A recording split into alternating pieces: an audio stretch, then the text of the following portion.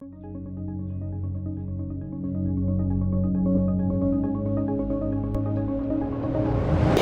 informative time with Armor Great Radio Communications is here once again, and it's so great anchoring this. I'm Abiodun Abari, and the theme is Corporate Financial Strategy and Sustainable Growth. Corporate Financial Strategy and Sustainable Growth. You're most welcome, and thanks for clicking in. Okay, for the past 6 episodes, we've been able to take a deep dive into what sustainable growth connotes and what corporate financial strategy is speaking to, and how we can attain sustainable growth through the path of an efficient and continuously relevant corporate financial strategy. We have been able to understand the rationality of sustainable growth. Okay, that's the maximum growth rate obtainable without additional financial leverage. Okay, and of course, we also talk about sustainable growth in terms of non-depletion of the environment and the necessary principles to be imbibed. Okay, the mindset that needs to be had or created in order to achieve a sustainable, responsible business growth. Okay, so we talk about the importance of the mindset of putting the customer or the client first. Okay, customer or client is king. Okay, so that the interests of the customer is on the force. Actually, customer client loyalty is cultivated, and the mindset. Okay, not forget that. Okay, so that a satisfied customer is usually retained. Okay, usually comes back, and the best way to retain the customer is by surpassing or exceeding expectations. Okay, you over deliver. Okay, you gave a free value added services. All right, so you want to wow the customer. Very, very important. And of course, the mindset of deliberately wanting to grow revenue, to make profits, that has to be intentional, and it must be done in a way that does not bring imbalance. Right, the growth it must not impede the long-term financial health and stability of the organization. Very important. Okay, that mindset of deliberately wanting to grow revenue, very important. Of to achieve sustainable growth, and understand that the imbalance of the an imbalanced growth might impede the long-term financial health and stability of the organization. And of course, the mindset of continuously, consistently outwitting, outdoing, outfoxing, maneuvering competition. All right, you narrow edges, create edges, and of course, you understand that that is how you achieve incremental survival. All right, so innovate and adapt the business to adapt the organization to the business and task environment, continuously ensuring that that edge is what will sustain the revenue and profit growth for the organization, sort of incremental survival. All right, okay. And of course, the incorporation and the integration of corporate, social, and environmental responsibility. All right, ensuring that environmental regulations are obeyed. All right, and documentations and approvals are sought and got. All right, and you want to ensure that the carbon footprint analysis is done with a view to ensuring a reduction, and you want to see that renewable energy policies are adopted and implemented. Okay, and of course, societal interventions, social interventions. Okay, community-based programs that are aimed at improving the lives of the citizens in the society.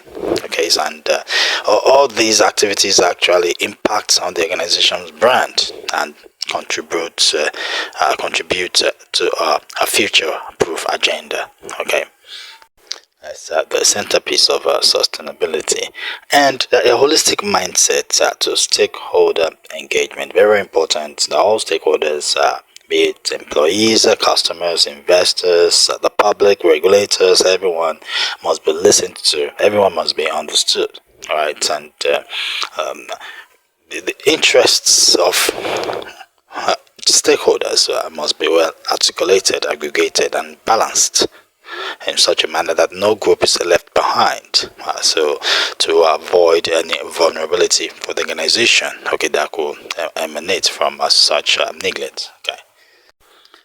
So we also have to understand that sustainable growth is not just about financial metrics. Okay, it's also about the organization's ability to grow without depleting the environment, without depleting natural resources. Okay, without harming communities and the environment. All right, so and you look at the benefits of touring this path, or in terms of the reputation of the brand, in terms of the trust that the brand brings, because aligning with stakeholder values, okay, be it employees, customers, investors, builds an environment of trust, okay, and a very, very positive brand image, a positive image for the brand, which will also impact the customer retention and rate, and of course of employee loyalty figures. Okay, and also look at the benefits in terms of operational efficiency, and cost efficiencies too. Okay, operational efficiencies and cost efficiencies, because sustainable practices bring about reduce wastes in terms of energy resources and other resources. Okay, and this brings about optimization in terms of use of resources. So, of course, impacts the cost figures in terms of improving cost efficiencies, which will ultimately improve profit margins. Okay, so another benefit of touring the sustainable path, okay, is that achieving operational efficiency and of course cost efficiency. Okay, since sustainable practices bring about reduced consumption of resources, especially energy, right, and reduce waste. So resources are optimized, which will result in significant savings in costs and also impact profit margins. Okay, and another advantage of that we want to talk about is access to capital, access to green capital. So organizations with strong sustainability performance, that are strong on sustainability practices, often have better access to financing through instruments, like the green bonds, and also other sustainability-linked loans, sustainability-linked facilities. Okay, because investors might perceive them as less risky, and be able to be there in for the going concern, and be able to achieve long-term continuous progress. Okay, so very important for investors. Okay, that organizations that are big on sustainability practices usually have access to finances, green finances, green bonds, okay, and sustainability linked facilities, okay, because and of course investors, okay, see them as less risky, perceive them as less risky, and able to be there for the long haul, and be able to deliver a long-term achievement. Okay, all right.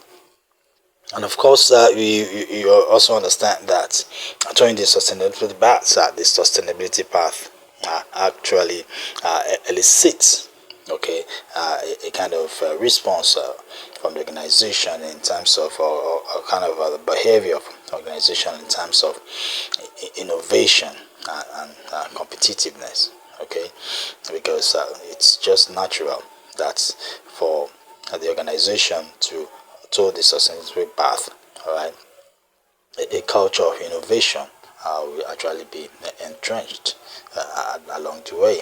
Okay, because new products will have to be developed, new products that actually justify, okay, that sustainability connotation for the organizations. Sustainable products that are environmentally friendly, products that do not deplete the environment, products that do not harm the community, products that do not deplete natural resources, all right, services and processes that meet, evolving market demands, the dynamic market demands, okay, especially for eco conscious undertakings. Very, very important. All right, so and that is why an effective corporate financial strategy, okay, that will put us on the path, put the organization on the path of sustainable growth, on the path of sustainable, responsible business growth, requires a holistic and integrated approach. All right, which involves aligning the economic goals with other considerations, ethical, and of course ensuring that while profitability is attained, the impact on the society is positive. All right, very, very, very important, okay, in that approach. So we want to look at it in the way that the mindset and the disposition for a corporate financial strategy must be comprehensive, must be holistic. All right. Okay, the use of financial tools and frameworks to facilitate the evaluation and determination of our strategies, okay, in such a manner that, irrespective of the changes, irrespective of the challenges, irrespective of the obstacles the organization might encounter, okay, in the course of the way, in the course of the business a year, okay, that the organization will be able to allocate resources optimally to enhance shareholders' value and achieve growth. Okay, so because we want sustainable, responsible business growth, okay, we want a pivotal corporate financial strategy as it concerns achieving sustainable, responsible growth. Okay, so we're talking about a corporate financial strategy that aligns and is consistent with the overall organizational strategy. Very, very important. Okay, that aligns, and understand that's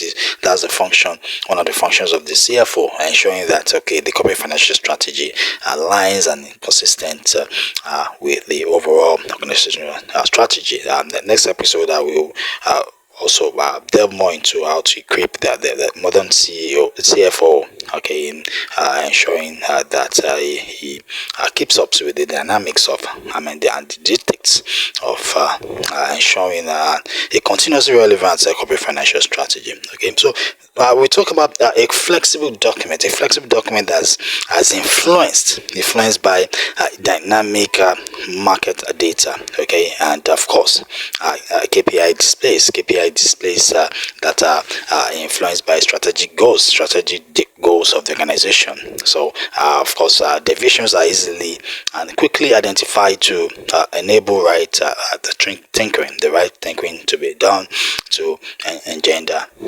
goals attainment. Okay, so priorities are objectively determined, and green alternatives are well integrated, importantly. Okay. And of course, we cannot overflog the importance of the balanced nature of growth. That growth must be balanced, not too fast, because too fast growth will always lead to the erosion of values, exposure to ethical issues. Able to establish that, and too slow growth, of course, we expose the organization to competition. The organization will become vulnerable to competition, and of course vulnerable to economic and business headwinds. Okay, so very, very important that growth must be balanced. So it therefore follows that there is supposedly pivotal corporate financial strategy must be as complete as possible, component-wise, in order for the overall objectives of the organization to be consistently achieved. Okay, so we're talking about component-wise now, and talking about completeness. So we can talk in terms of one, financial goal setting. Okay, then two, we can talk in terms of financial planning. Okay, three, talk in terms of capital allocation. Okay, four, we can talk in terms of capital mix. All right, five, we can talk in terms of cost management. All right, and six, okay, we can talk in terms of cash flow management. All right, seven, we can talk in terms of robust risk management. All right, and then we can start talking about all the changes in the business and task environment, the geopolitical factors, supply chain disruptions, impact of technology, and so on. And eight, we can talk of environmental and social governance principles, the integration of environmental, social, and governance principles, and nine, we can talk about transparent financial reporting. All right, and of course stakeholdership. Right, transparent financial reporting and stakeholdership. So component wise, we can talk about these nine components in terms of looking at the various dimensions as it concerns our corporate financial strategy. Okay, so now we take a break at this juncture, and when we come back, so we just run through these nine components, then before we proceed to talking about the actions. All right, the daily actions are very necessary for the organization to engage in order to translate the corporate financial strategy document into achieving the sustainable business growth objectives of the organization. Harmogate, founded in 2008 out of a desire to build transgenerational structures for organizations, institutions, and nations. We have worked with large businesses, international development organizations, and public sector ministries and agencies. Harmogate, our uniqueness is that we do not just work for you, we work with you. For example, we do not leave you to the task after sourcing talent that will help the new hire settle into robust leadership development programs. We are technical experts in advising and supporting institutions on strategy and leadership, artificial intelligence, strategic human resource management, public sector reform, finance, audit and tax, FAT, and strategic communications. We do all this and more out of a desire to transform nations through institutions and organizations. For further inquiries, email contact@theharmogate.org or call +234 810 999 6666, +234 807 957 4151, and +161 0504 6026. www.theharmogate.org. Harmogate, building to endure and transforming nations through institutions and organizations. Talk about right from the financial goal setting, of course, which we believe is at the very base of the corporate financial strategy, right? Determination of financial goal setting, all right? So basically, clear, unambiguous, measurable, and realistic financial goals are to be set at the beginning of every business period. All right, very, very important. Clear, unambiguous, measurable, and realistic financial goals are to be set at the beginning of every business period. Okay, so because when financial goals are clear, unambiguous, measurable, and realistic. They tend to create a sense of focus, a sense of direction, and also serve as a motivation for employees in the organization, right? So that brings about a sense of unity, and because employees can easily coalesce behind those financial goals, and the alignment across departments, across units to commonly achieve set goals, set financial goals is easily elicited. Very, very important. All right, and of course, in terms of promoting accountability too, very, very important. That when the goals are clear, when they are unambiguous, when they're measurable, when they're realizable rather.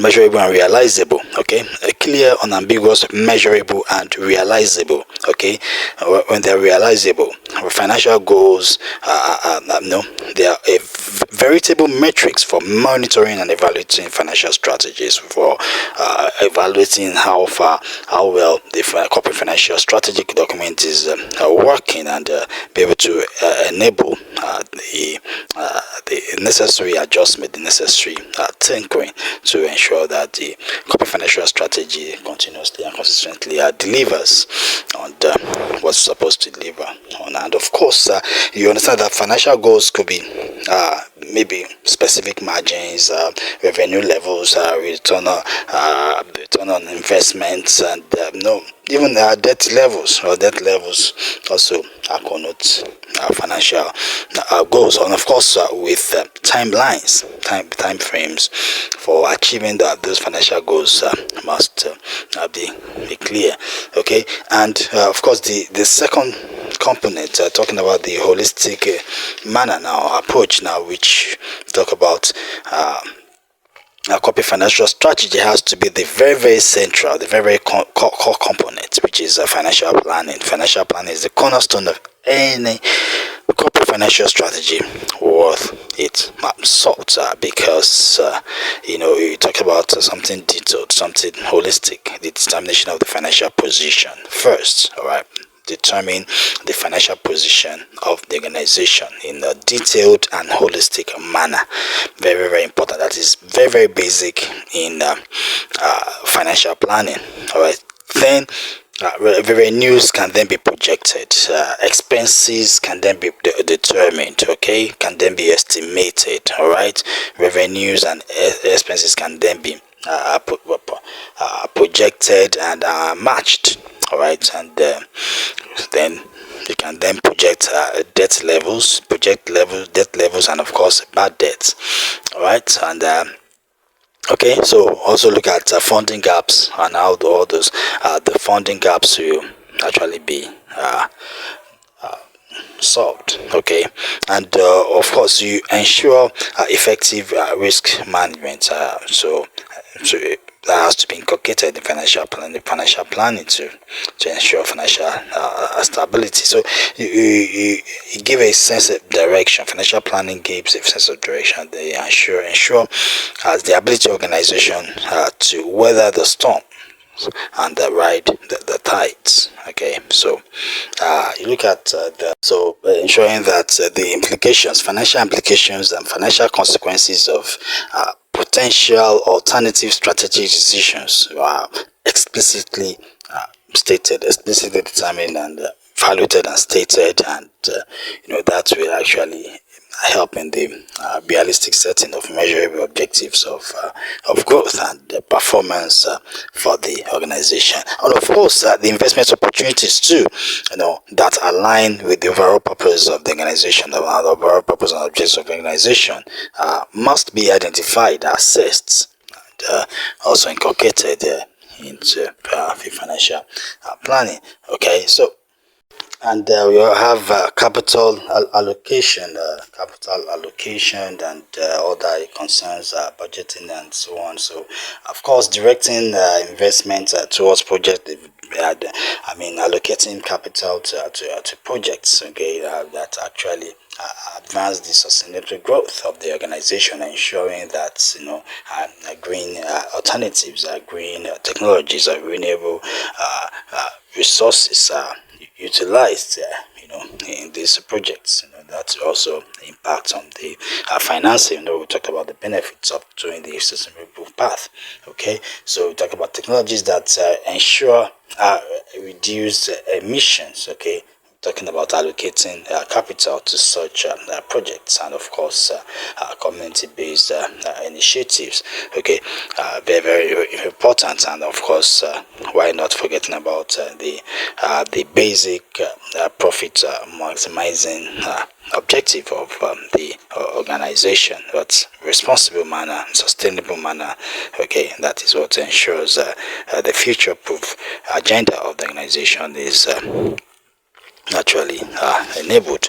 Okay, so of course capital mix, the debt of the ensuring the right mix of equity and debt, right? And of course ensuring that capital is matched to projects, at the tenor of capital is matched to projects. All right, so of course they can use issue additional equity, to finance new long-term initiatives, okay, that require initial additional funding, all right, initial additional cash flow, and of course issuing debt capital to finance investments that will be actually yielding cash, yielding cash, in a consistent manner, to be able to pay off the interest on the debt. So very, very important to match, the capital to, the kind of the investments, or in kind of the spending, the kind of projects that the company undertakes. Okay, so the right mix of capital, debt, and equity too, very very important to maintain that. And of course cost management will continue to optimize cost efficiencies and ensure,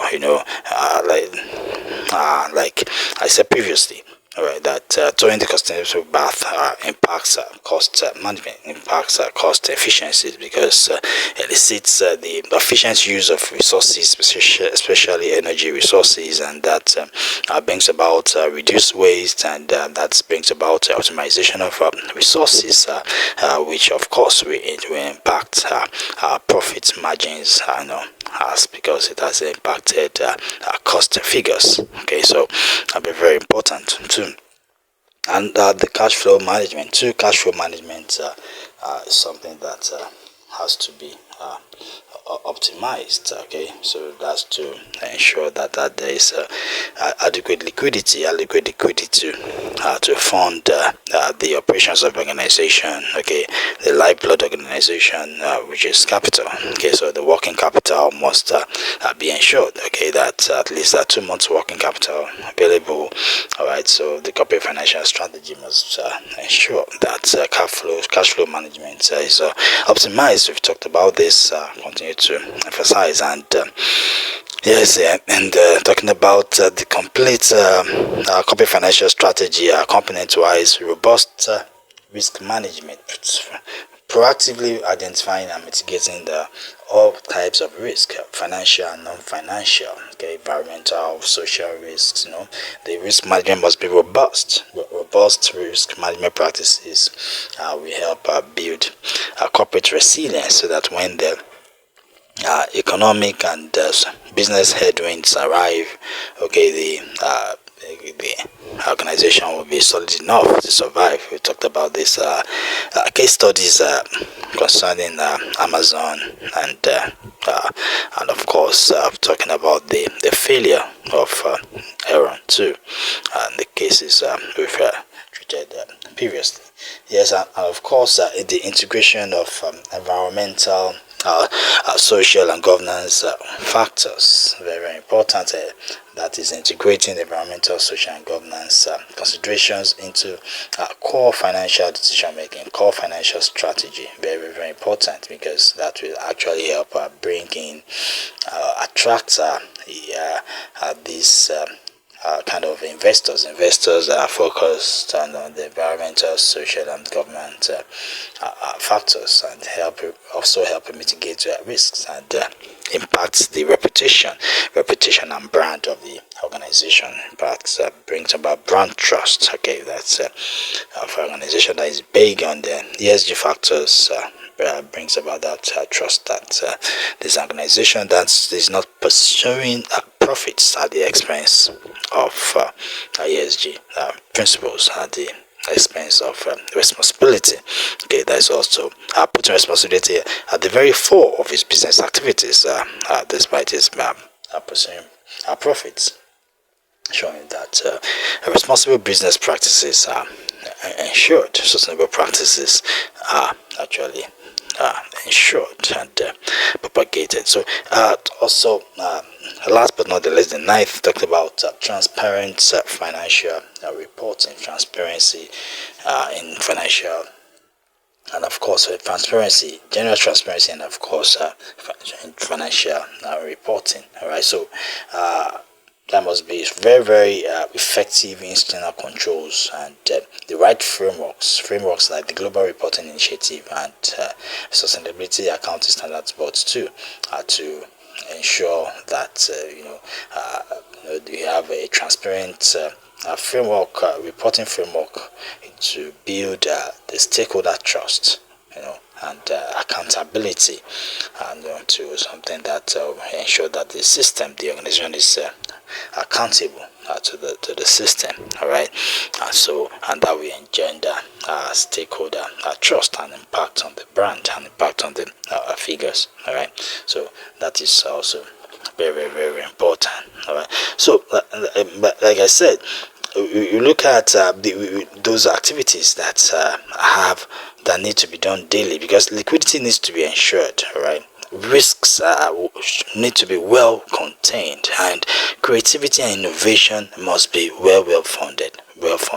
All right, so with liquidity, we'll be able to contain risks. Okay, when the economic headwinds come, so the organization will be able to weather the storm.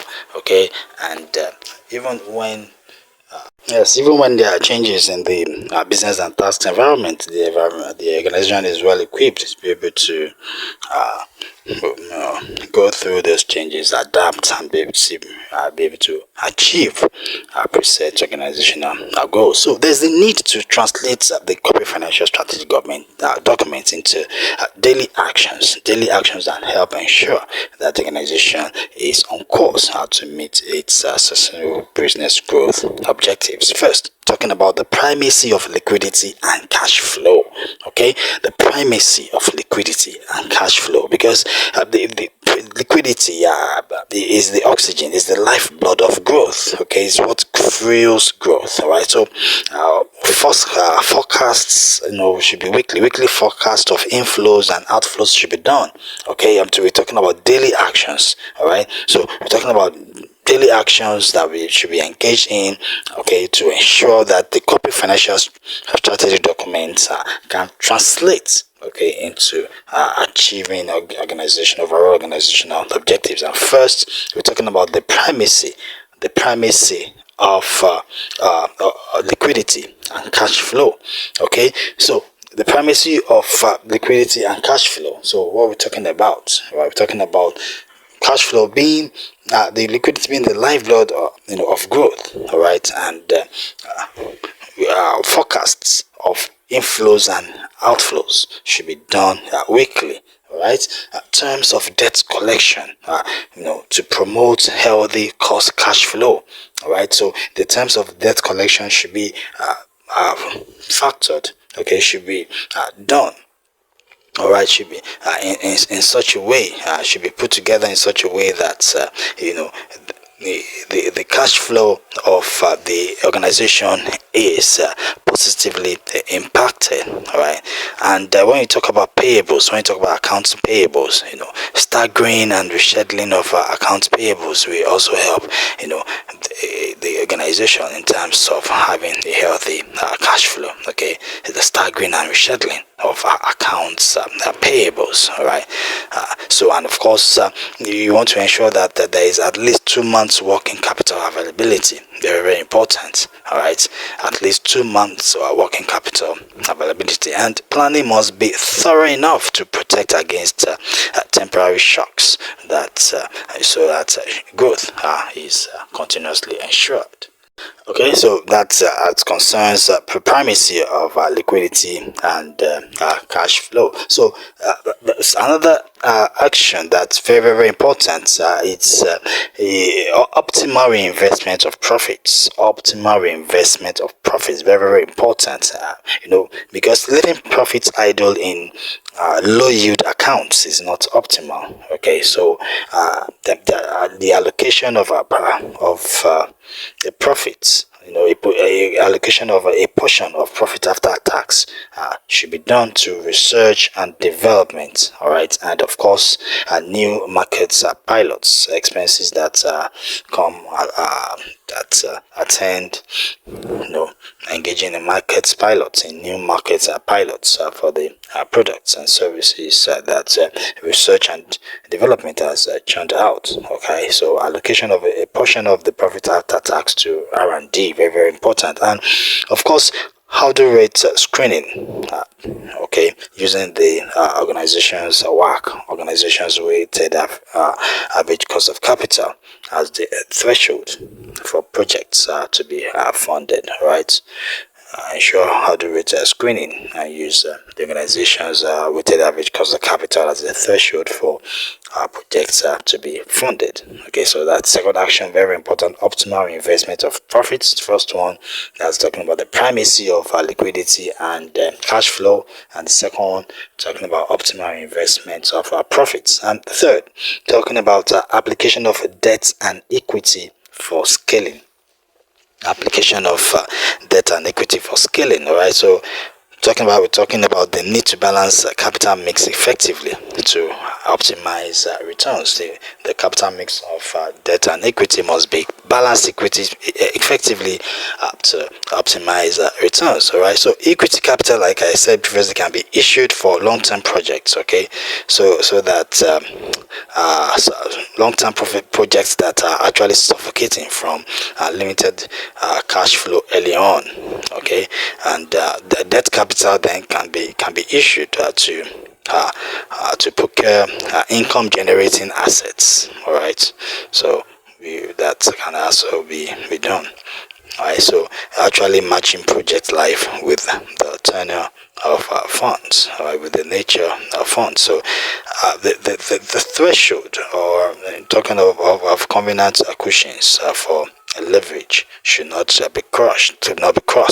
All right, that threshold of covenant cushions for leverage should not be crossed. Okay, showing financial discipline, and that we are trying to impact what we're talking about. Right, that is ensuring that the corporate financial strategy puts the organization on the path of sustainable business growth. And of course, coverage ratios should be subjected to a stress test quarterly.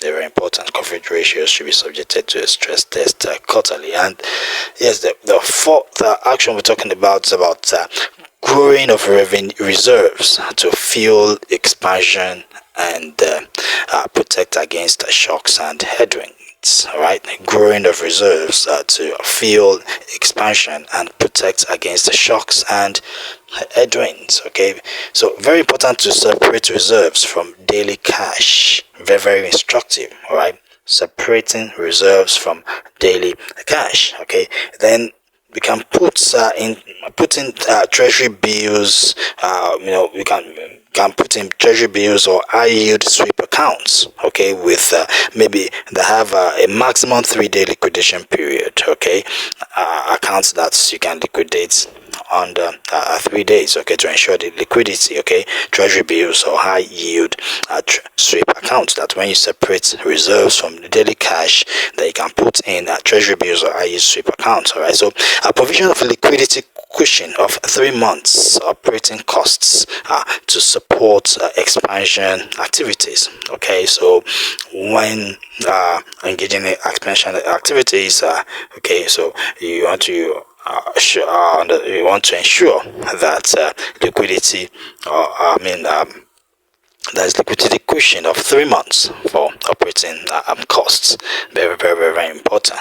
All right, so we're talking of the application of the reserves, that you're talking about growing of reserves to fuel expansion. Okay, first is the separation, second is putting in treasury bills or high yield sweep accounts with maximum 3-day liquidation period, and of course provision of liquidity cushion of 3 months operating costs to support expansion activities, and quarterly target balances should be revisited. Okay, quarterly target balances should be revisited, and weekly transfers to the reserve pool can be automated. Yes, agreed weekly transfers to reserve pool can be automated to ensure that yes, there is discipline, and there is the risk of not being done is reduced at the barest. All right, so and board approvals can be integrated to stifle abuse and ad hoc appropriation. Okay, so that that will be not be just a spontaneous use of loose cash of extra funds for other activities. Okay, so institute board approvals, integrate board approvals to stifle abuse and ad hoc appropriation. Okay, and of course, we talk about the fifth, and which we have a continuous tinkering of the continuous financial strategy. Okay, so we have markets dictated dynamics. Okay, we continue to tinker the corporate financial strategy according to market dictated dynamics, and we have our monthly rolling forecast and variance analysis, reviews. Okay. The rolling forecast, monthly rolling forecast, and various analysis consistently reviewed, and quarterly sessions to reassess costs, to reassess pricing, and to reassess capital allocation. No room for complacency, continuous tinkering. That's very important of the corporate financial strategy. Okay, so in doing that, quarterly sessions to reassess costs, to reassess pricing, and to reassess capital allocation, and of course KPI displays, okay, to be tied to strategic goals. All right, and of course benchmarked against top tier peers. Okay, very important. And you have alarm triggers, so ensure that there is timely correction of deviation. So, timely tinkering of the corporate financial strategy to ensure that it continuously and consistently delivers on the overall objectives of the organization. At this point, we've come to the end of today's episode. Thanks so much for your time, and I believe that the time we spent together has been impactful. Until I come up on your devices again, please keep learning and keep impacting. Take care. Bye-bye, and God bless you.